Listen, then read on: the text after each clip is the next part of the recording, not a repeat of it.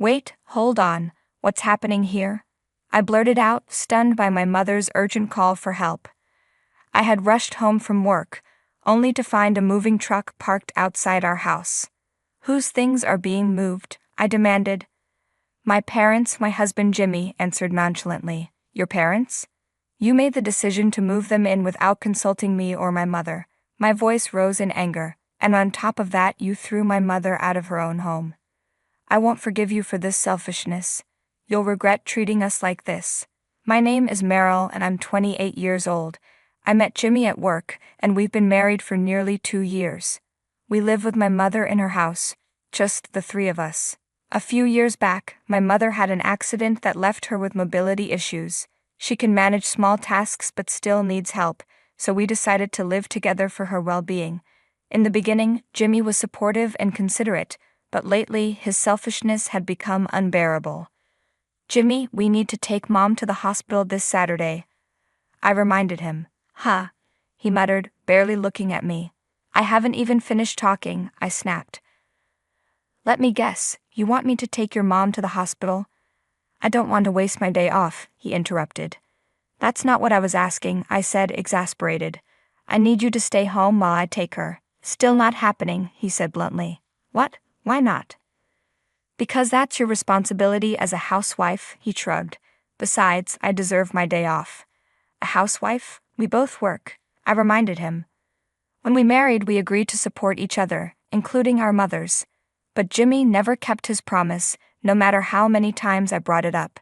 Eventually, he stopped caring and ignored me altogether. Despite returning home at the same time every day, he never lifted a finger to help. Instead, he would throw thoughtless remarks my way, knowing I was just as exhausted as he was. Hey, I'm starving. Is dinner ready yet? Why don't you just ask your mom to cook? She's home all day anyway, or we could just eat out.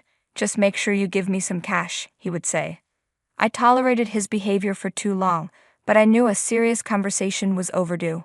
One morning, as I was making breakfast, my mother walked out of her room, looking unwell and covered in sweat. I rushed over. Mom, are you okay? I asked, worried. I'm just feeling a little warm, she said weakly. It's 82 degrees outside. Didn't you turn on the air conditioning? She hesitated before answering. Well, Jimmy told me not to. He said it wastes electricity. I froze. Excuse me? He told you not to use the AC. But it's scorching. That's dangerous. Fuming, I stormed into Jimmy's room. Jimmy, what were you thinking? What now? He groaned, already annoyed. You told my mom not to use the air conditioning. How could you be so heartless? Heartless? We're the ones paying the bills. Why should we waste money unnecessarily? Unnecessarily? What if she gets sick? I snapped. You're exaggerating, Meryl. All you ever think about is your mother. What about my feelings? He shot back. What? I've been considering our future, the family we'll have, something you never seem to think about. You're always prioritizing your mother. We're not even talking about that right now. If your mother is so important to you, maybe you should just focus on her instead of me, he scoffed. Then, as if dismissing the conversation entirely, he threw a pillow at me and lay down to sleep. I was stunned. Our home didn't have rent because my mother built it for us. She even covered property taxes and gave us a monthly allowance, something Jimmy was well aware of. I never expected him to be grateful, but at the very least I wished he would show some respect. This conversation wasn't over. I sighed as I sank into the bathtub, trying to cool my frustration. A few days later, while at work, my phone rang. My mother's name flashed on the screen. Mom? Why are you calling now? She rarely called during my work hours. A sense of unease crept in as I picked up. Mom, is everything okay? Meryl, help me, she cried. What? What's going on? My heart pounded. Jimmy brought his parents over and something terrible happened, she sobbed. Wait, what? Jimmy moved his parents in? Before I could process what she was saying, I heard Jimmy's voice in the background. Hey, I told you not to call Meryl, he snapped. But Jimmy, this is serious. You're being annoying. Just hang up already. Wait, Jimmy, give me the phone back, my mother pleaded. Then the call ended. I stared at my phone, frozen in shock. This wasn't normal. Something was very, very wrong. I immediately informed my boss and rushed home. The sight that greeted me made my blood boil. Whoa, whoa, what is going on here? I shouted, seeing the moving truck outside and Jimmy directing the movers. I stormed up to him. Hey, whose things are these? Meryl, you're back, he said, feigning surprise. Answer me, whose stuff is being moved? My parents, they've been struggling, so I invited them to live with us. You what? Without even talking to me? This is my mother's house too. You can't just decide something like this on your own. Jimmy shrugged, acting as if this was no big deal. If I had told you, you would have refused. That's why I didn't bother asking. My anger boiled over. You seriously thought that was a good excuse?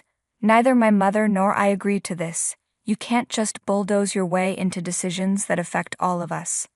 You're overreacting. What's done is done, he said dismissively. Not a chance.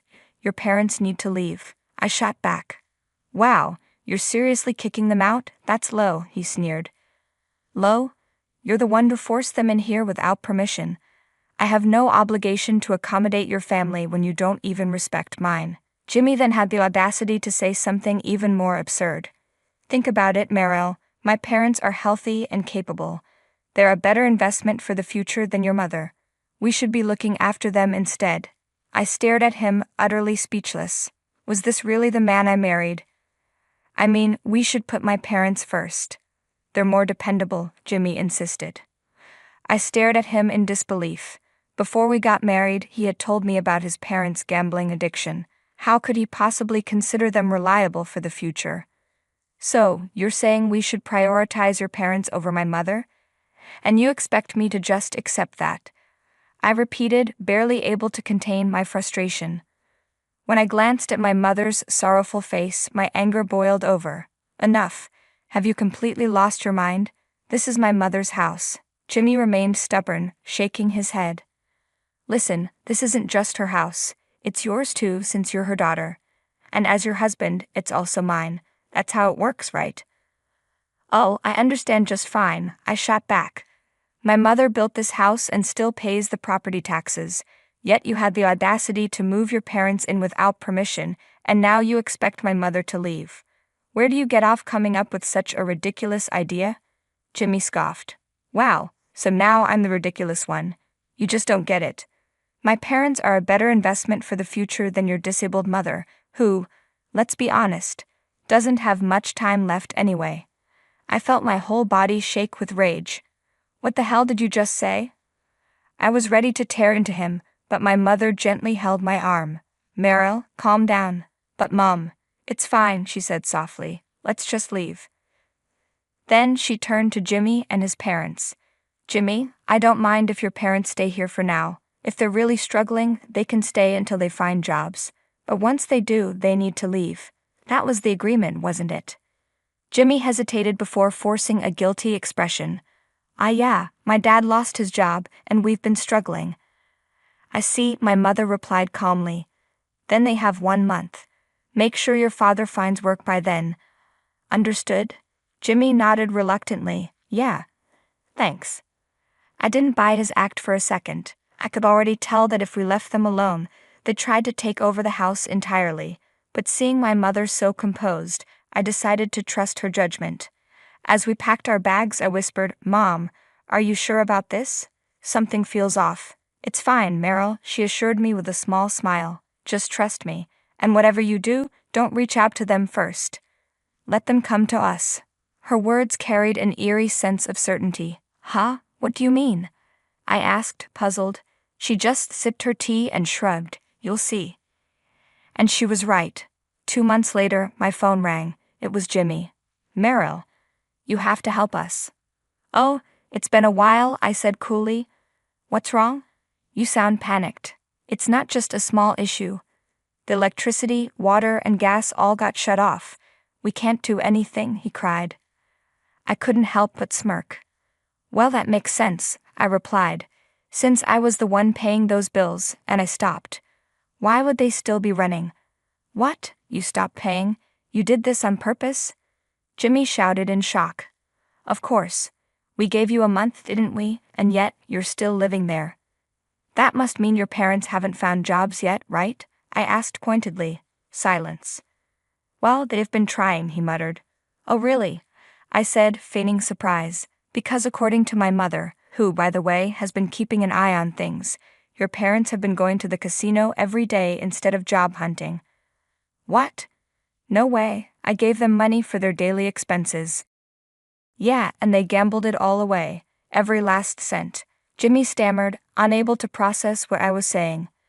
Whatever, just fix the utilities already. We can't survive in this heat, he whined. I let out a dry laugh. Oh, funny. Didn't you tell my mother not to use the air conditioning because it was a waste of electricity? You didn't care about her comfort, so why should I care about yours? You can't talk to me like that. I'm your husband, he snapped. And yet you've done nothing but mooch off my mother while treating her like she's disposable. You've been acting so entitled, but have you even thought about your own future? If you keep this up, things will only get worse for you. Shut up. If you don't fix this, I'll consider divorcing you, Jimmy threatened. I raised an eyebrow. Oh, divorce? Hearing my reaction, Jimmy laughed, thinking he had the upper hand. Yeah. You don't want that, do you? So just reconnect the utilities and we can move on from this. I smiled. Actually, I've already decided to divorce you. The line went dead silent. Do what? Jimmy finally choked out. I wasn't going to stay trapped in this toxic marriage. There was no point in wasting another second on him. The utilities will remain off until you and your parents leave that house. If you want to keep suffering, that's your choice. Wait. Don't ever contact me again. And with that, I hung up. I ignored all his frantic calls and texts after that. A week later, they finally caved. Unable to survive without electricity, water, or gas, Jimmy and his parents packed up and left. The divorce process was smooth, and soon my mother and I returned to our rightful home. Peace and quiet finally settled back into our lives. As for Jimmy and his parents, they're now crammed into a tiny apartment, barely scraping by. His salary alone isn't enough to support them, and they're still struggling to find work. They never appreciated what they had, and that's why they ended up with nothing. As for me and my mother, we're living happily, just the two of us, free from all the chaos. Thanks for watching. See you in the next video. Stay tuned.